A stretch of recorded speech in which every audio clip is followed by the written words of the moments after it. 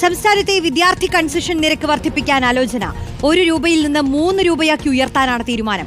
Concession വർധന ആവശ്യത്തിൽ bus ഉടമകളുമായും വിദ്യാർത്ഥി സംഘടനകളുമായും ഗതാഗത സെക്രട്ടറി ഇന്ന് ചർച്ച നടത്തും. സ്വകാര്യ ബസ് ഉടമകളുടെ ആവശ്യം ന്യായമെന്ന് കണ്ടാണ് വിദ്യാർത്ഥി കൺസെഷൻ നിരക്ക് വർദ്ധിപ്പിക്കാൻ ഒരുങ്ങുന്നത്.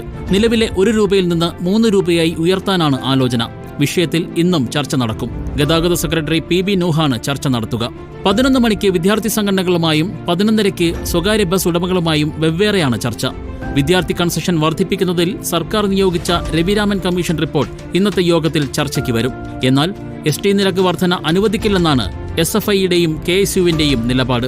നേരത്തെ ഗതാഗത മന്ത്രിയുമായി നടത്തിയ ചർച്ചയെ തുടർന്ന് ഈ മാസം 22 മുതൽ പ്രഖ്യാപിച്ച അനിശ്ചിതകാല പണിമുടക്കിൽ നിന്നും സ്വകാര്യ ബസ് ഉടമകൾ പിന്മാറിയിരുന്നു. തുടർ ചർച്ചയ്ക്ക് ഗതാഗത സെക്രട്ടറിയെ നിയോഗിക്കുകയായിരുന്നു. വിദ്യാർത്ഥി കൺസെഷൻ 1 രൂപയിൽ നിന്ന് 5 രൂപയായി ഉയർത്തണം എന്നതാണ് സ്വകാര്യ ബസ് ഉടമകളുടെ പ്രധാന ആവശ്യം. റിപ്പോർട്ടർ, തിരുവനന്തപുരം.